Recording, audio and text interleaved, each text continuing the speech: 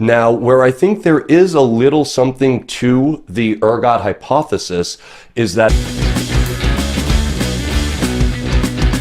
Hello, my friends, it's Tom Hatzis, and the following is a clip from a longer interview I did with Mark Wooding. You most likely know Mark from his after-school videos, but he also has a podcast called Before School, and we were discussing the possible presence of ergot during the Salem Witch Trials, which is where this clip comes from. If you're into this kind of content, please give this video a like and a share, subscribe to the channel, and find me on Instagram at tom.hatzis. For now, here's Mark and I discussing the possible role of ergot during the Salem Witch Trials.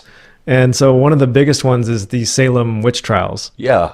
And there's a rumor going around that all those witches were possessed by, they weren't possessed by the devil, they just took ergot or got a hold of some psychedelic, and that's what made them convulse and act possessed. And I'd love to get your take on, maybe we can say what happened in the Salem Witch Trials, what's the idea, and then what you think happened. Yeah, so with the Salem Witch Trials, a very cold winter in 1692, where I believe it was 18 people ended up being executed for witchcraft on the accusations of a group of teenage girls, like spanning from around 12 to 18, 19 years old.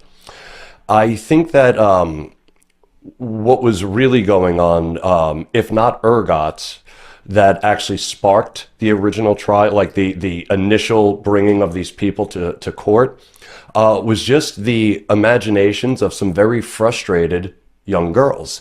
You know, this is a highly patriarchal society. The young boys were told, shut up, get to work. The young girls were told, just shut up, you know?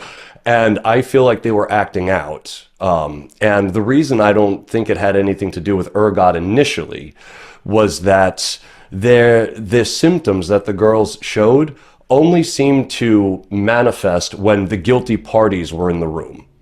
Ergot doesn't work like that. Also, the girls showed no outward signs of ergotism, like gangrene. They weren't vomiting. They weren't having like, these like sweating profusely or anything.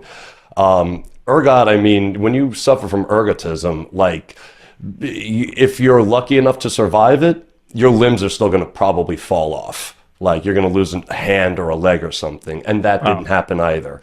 Now, where I think there is a little something to the ergot hypothesis is that these trials went on for months. They began in January and went on for about 5 or 6 months. And I feel like during that time, we do actually have reports of people acting out that does sound very much like ergotism. So what I think might have happened was the imagination of these young girls sparked the trials, and then a few cases of ergotism totally unrelated to the trial occurred, and it just sort of gave credit to what the girls were saying. But ultimately, I don't think the trials were actually sparked by ergotism because there's just, again, no outward signs of it. And in fact, at one point, some of the elder girls started telling the younger ones, yo, you guys are going too far with this. Like, I'm out. You know, I'm not going to pretend like I'm suffering, from witchcraft anymore. And again, ergotism doesn't work like that. You don't get to just bow out when you feel like the ruse, is up.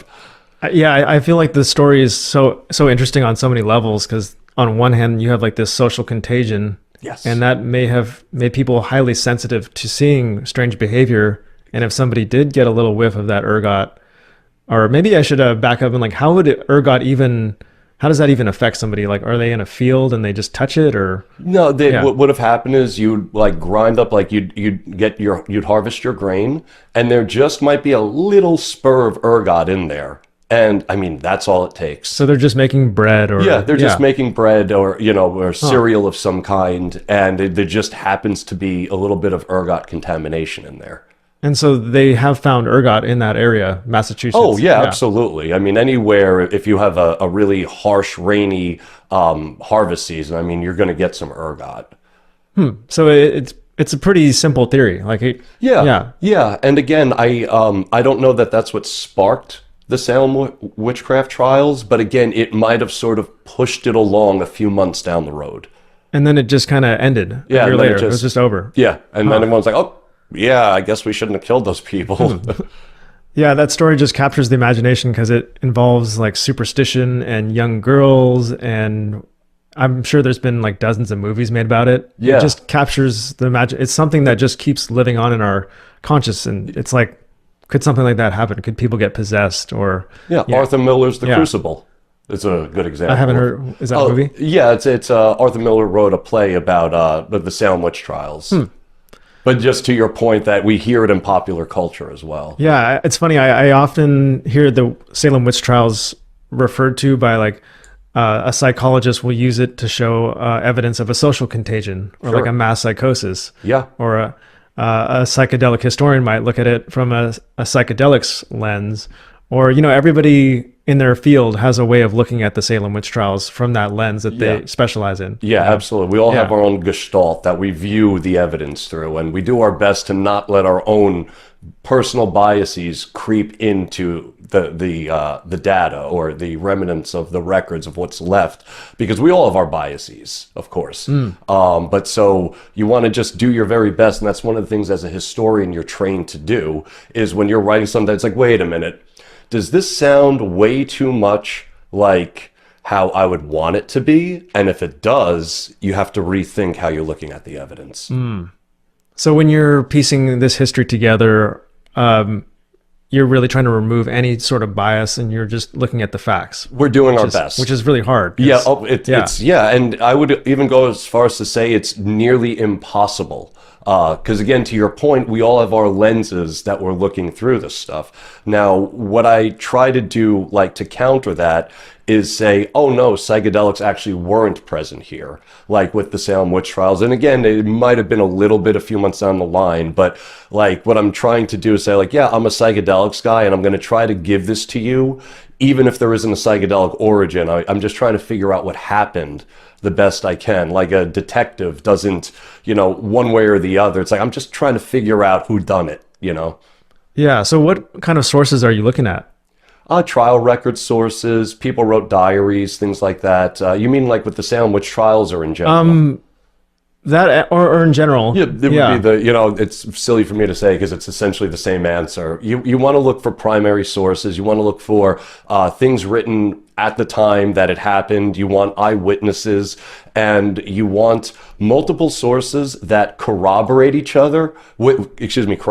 other, but we're not in cahoots with each other. Because if you have, let's say, 20 sources for an event, but the latter 19 were all copying the first guy, you don't have 20 sources, you have one.